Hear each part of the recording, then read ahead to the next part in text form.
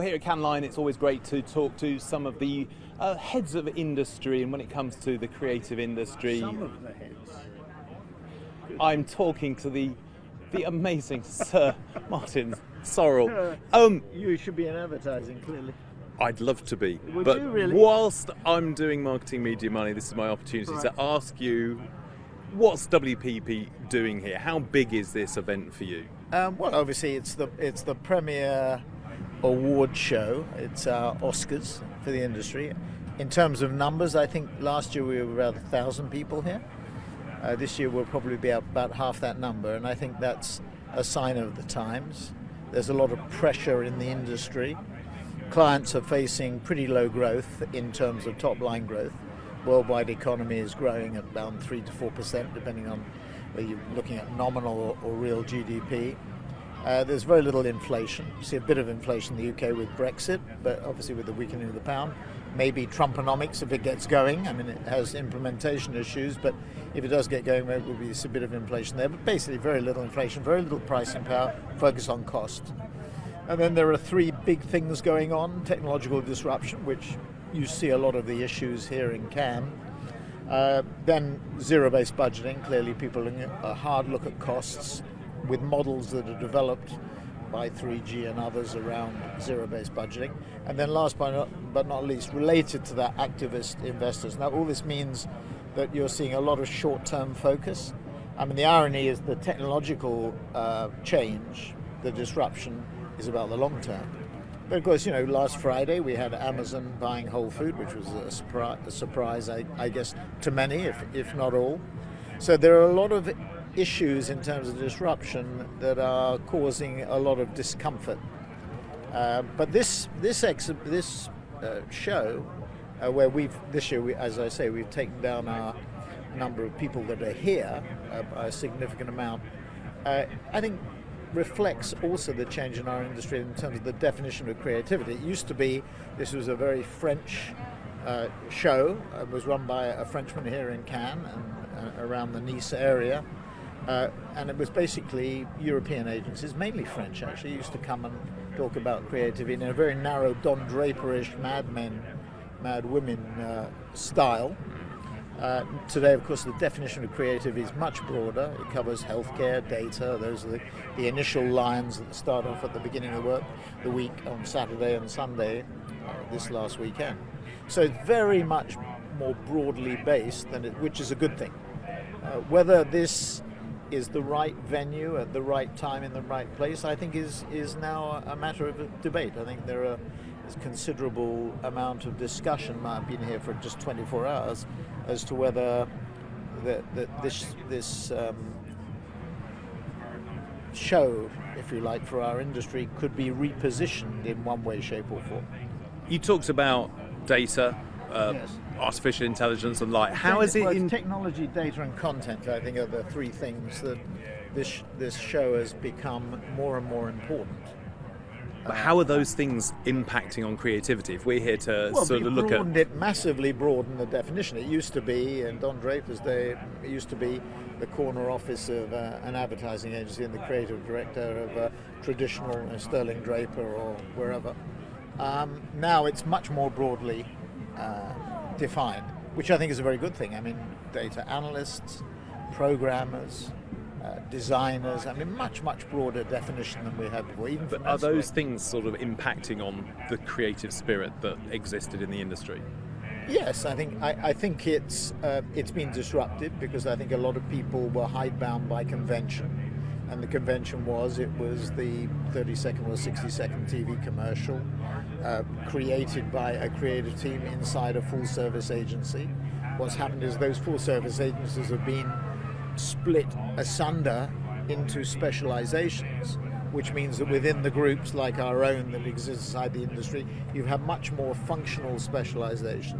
The target now, or the objective now, is to piece it back together again. And ironically, you have the new full-service agency. I mean, WPP and indeed our direct competition.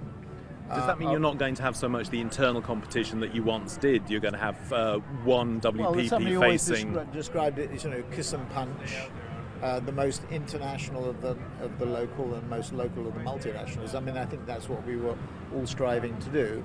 But I think there will be more focus on integration, because if you believe that the world is low growth, low inflation, very little pricing power, and focus on cost, which unfortunately it is, and this focus on the short term is here to stay, I think, for a significant period of time, it means that clients will want more effectiveness, which means better work, and they will want it more efficiently delivered, which means more integration and pressure on the cost structure of the industry, which means that needless duplication has to be dealt with, which you see happening on the client side. I mean, it's just a reflection of what's going on the client side.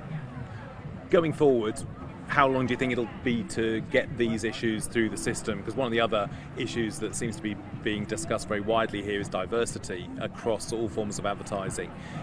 How are you reacting to that? Different issues. I mean, not the diversity issue obviously is critically important in all its senses, not just gender, but race, religion, everything.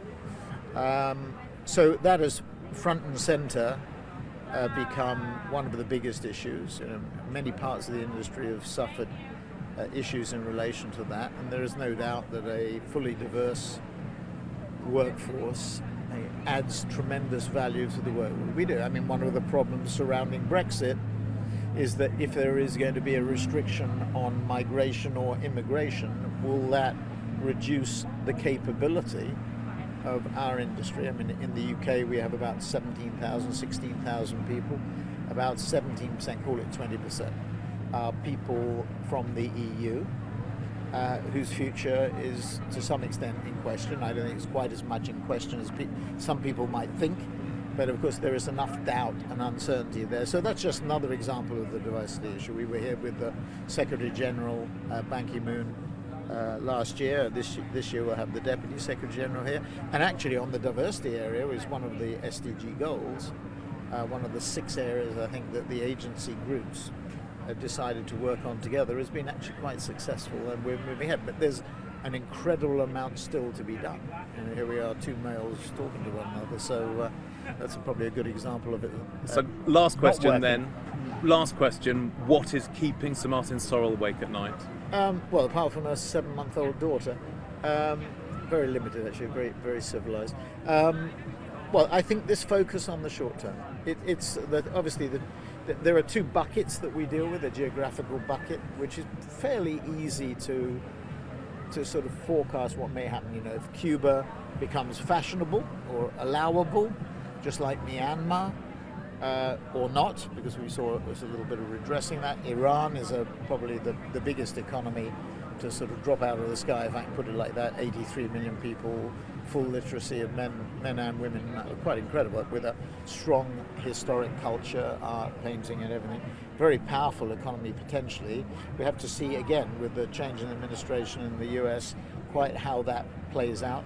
Geographical bucket, technological bucket is terrifyingly difficult to evaluate, not only because of who competes or what happened on Friday with Amazon and Whole Foods or Alexa. I mean, the fearsome 5, which top our brand table, Brandsy 100, and which tops the market valuation. I mean, those are the 5 most valuable companies in the world, will all have, or do all have, already voice-activated devices, which will be slugging it out. So trying to figure out what happens, or when, let's go back to Amazon for a minute. Amazon takes on Whole Foods. What does that mean for the food industry? What does it mean for any retailer? What does it mean for the development of Amazon over time? Or development of Amazon and the industries it's disrupting over time? So those are 2 things that obviously, but the fundamental thing is the short-termism. I think the real problem is that people are making decisions in their time frames. The average life of a CEO is about 6 to 7 years, a CMO 2 to 3 years, a CFO 5 to 6 years. Often those decisions, they're not going to be there when the impact of their decision hits home.